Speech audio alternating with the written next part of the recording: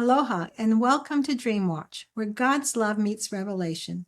I'm Chandra Moyer, minister, life coach, mom, and Mimi. Over the Christmas holidays, I had a unique dream. In this dream, people had been preparing because they knew it was time to seek shelter.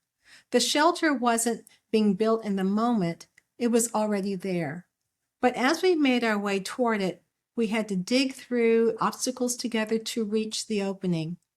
Once we entered the shelter, the entire space began to ascend.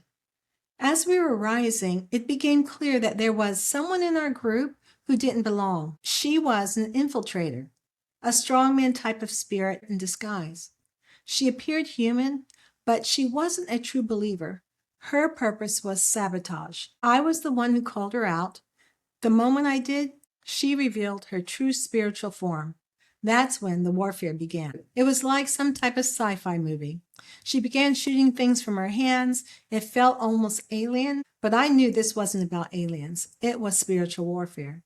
As we continued to ascend, she called in reinforcements, and the battle began taking place in the atmosphere. And this brings to mind Ephesians 6, where it talks about we don't wrestle against flesh and blood, but powers, principalities, and rulers of this dark world.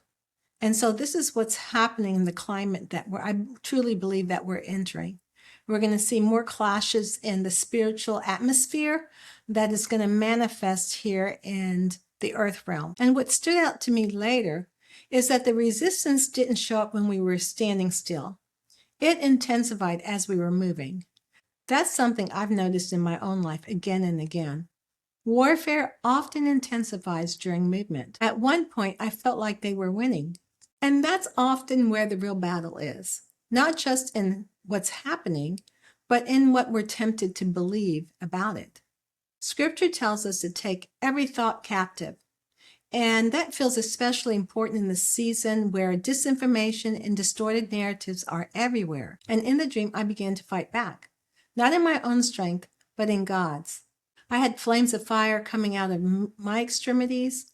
I waged war in return, calling on God's angels. I found myself speaking scripture, even in semi-state sleep. Greater are you, Lord Jesus, in me than he that is in the world.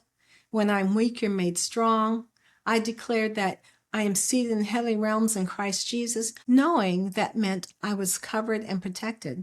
What stood out to me was this. I wasn't trying to remember scripture. God's word was already hidden in my heart.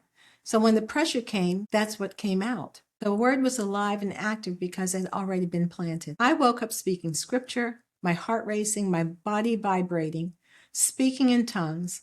I knew this was more than a dream. It was an encounter. As I prayed and reflected on the dream, one thing became very clear to me. Protection didn't come from hiding underground.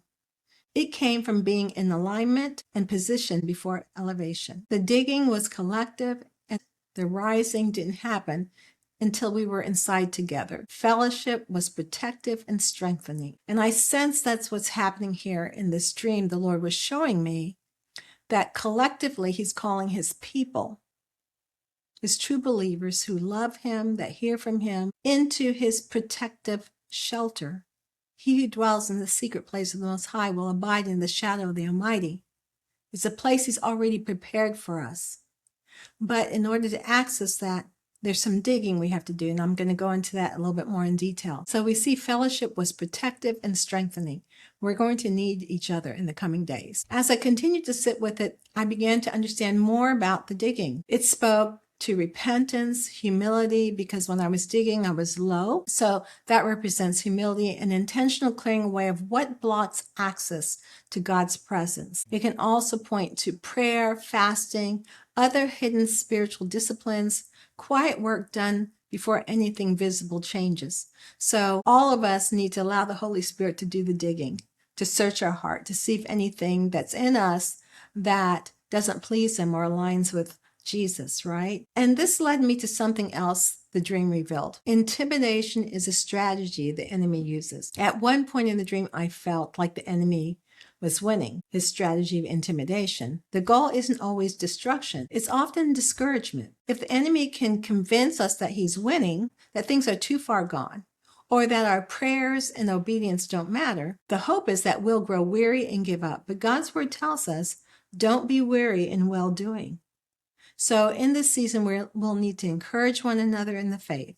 I think that's what many people are feeling right now as they watch unprecedented events unfold in our nation. The pace is staggering. The instability, the sense that things are shifting quickly can create the impression that darkness has the upper hand. But Scripture reminds us that perception isn't the same as reality. That's why we're told to take every thought captive to the obedience of Jesus Christ and stay anchored in truth rather than appearances. Intimidation loses its power when it's recognized for what it is. I want to be honest here. When I heard that the U.S. attacked Venezuela and the president and his wife were taken captive, my heart sank, not because of one headline alone, but because I sensed that a broader escalation is coming. And in that moment, I had to remind myself of the word God gave me the previous day during my quiet time, and that was hope. And now we run into his heart to hide ourselves in his faithfulness. This is where we find the strength and comfort, for he empowers us to seize what he has already been established ahead of time, an unshakable hope. Scripture says we have the hope as an anchor for the soul, firm and secure. It enters the inner sanctuary behind the curtain where our forerunner Jesus has entered on our behalf. In the coming days, we will need to cling to him. He is our hope and glory. God is moving, and he is inviting us to partner with him. Have you felt the shift in the atmosphere? Drop a comment. I'd love to hear from you. This dream feels connected to the season that we're stepping into in 2026. It speaks to preparation, shared agreement, fellowship, and discernment in a time of movement. It reminds us that God's presence is always available, that positioning matters, and that what is already planted in us will matter more than what is happening around us. Some seasons don't announce themselves. They reveal themselves through movement. As you reflect on this, I want to ask you, where have you noticed resistance increasing right as you begin to move forward or gain clarity? Until next time, stay rooted in truth, stay prayerful and anchored in hope as God leads.